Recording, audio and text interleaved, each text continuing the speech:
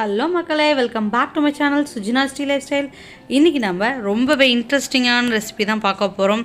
அதுதாங்க கம்பு இருக்கு இல்லையா, நாட்டு கம்பை வச்சு ஒரு லட்டு ரெசிபி தான் பண்ண போகிறோம். கம்பை நல்லா கழுவி சுத்தமான காய வச்சு நல்லா ரவை மாதிரி உடச்சி எடுத்துக்கலாம். 1 கப் சுகர் பவுடர் எடுத்திருக்கேன், 1/2 கப் தேங்காய் மூடி எடுத்திருக்கேன், 1/4 கப் திராட்சை, முந்திரி, ஏலக்காய் தூள், நெய், அவ்வளோதான் எடுத்திருக்கேன். இப்போ ஒரு கடாய் எடுத்துக்கலாம், 2 ஸ்பூன் நெய் விட்டுக்கலாம்.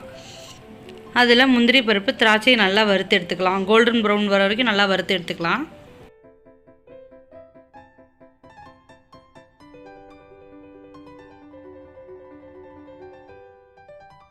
பார்த்தீங்கன்னா திராட்சை நல்லா பொரிஞ்சு வந்துருச்சு. கூடவே லைட் ப்ரௌன் கலரில் முந்திரி பருப்பு வெந்துட்டுருக்கு. ஸோ இன்னும் ஒரு 2 நிமிஷம் சாட்டே பண்ணுவோம், நல்லா குக் ஆகட்டும். கம்பை நல்லா உடச்சி வச்சுருக்கோம்ல, அந்த கம்பு ரவையும் சேர்த்து நல்லா மிக்ஸ் பண்ணிக்கலாம். இது நல்லா பொரிஞ்சு ஒரு 2 நிமிஷம் நல்லா வேக விடணும். ஏன்னா கம்பு நம்ம யூஸ்வல் அப்படியே சாப்பிட முடியாது. அதனால் நெய்யோடு நல்லா மிக்ஸ் பண்ணி இன்னும் 2 ஸ்பூன் நெய் விட்டு நல்லா மிக்ஸ் பண்ணி விட்டுக்கோங்க. கை விடாமல் நல்லா கலந்து விடுங்க, ஏன்னா அடி பிடிக்கிறதுக்கு இது நிறைய சான்சஸ் இருக்குது. ஸோ நல்லா சிம்மில் வச்சுட்டு நல்லா கலரி விட்டிங்கன்னா அந்த பச்சை வாசனைலாம் போய் ஒரு நல்ல ஸ்மெல் வரும். இதுக்கு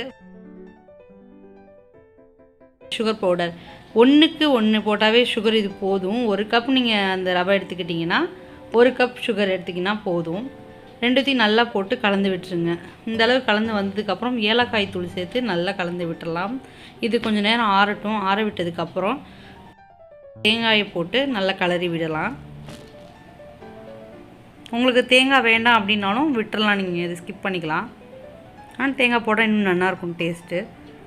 கூடவே தேங்காய் பாலோ இல்லை நார்மல் பாலோ இல்லைன்னா தண்ணி எது வேணால் நீங்கள் ஆட் பண்ணிக்கலாம். லட்டு பிசைகிற அளவுக்கு நல்லா தண்ணி ஊற்றி நல்லா பிசைஞ்சுக்கோங்க. ரொம்ப தண்ணி ஆகிடக்கூடாது. நான் உருட்டி காமிக்கிறேன் இல்லையா, அந்த லெவலுக்கு இருந்தால் போதும், தண்ணி ரொம்ப விடக்கூடாது. நல்லா அழுத்தம் கொடுத்து ப்ரெஸ் பண்ணி எடுத்திங்கன்னா நம்ம அருமையான லட்டு ரெடி. லட்டு ரெடி ஆகிடுச்சு. விநாயகரும் வெயிட் பண்ணுறாருல. ஸோ இந்த விநாயகர் சதுர்த்திக்கு இந்த மாதிரி லட்டு செஞ்சு பாருங்கள், உங்களுக்கும் பிடிக்கும்னு நம்புகிறேன். ஃப்ரெண்ட்ஸ்க்கு ஷேர் பண்ணுங்கள், மறக்காமல் சப்ஸ்கிரைப் பண்ணிக்கோங்க. தேங்க்ஸ் ஃபார் வாட்சிங் மை சேனல்.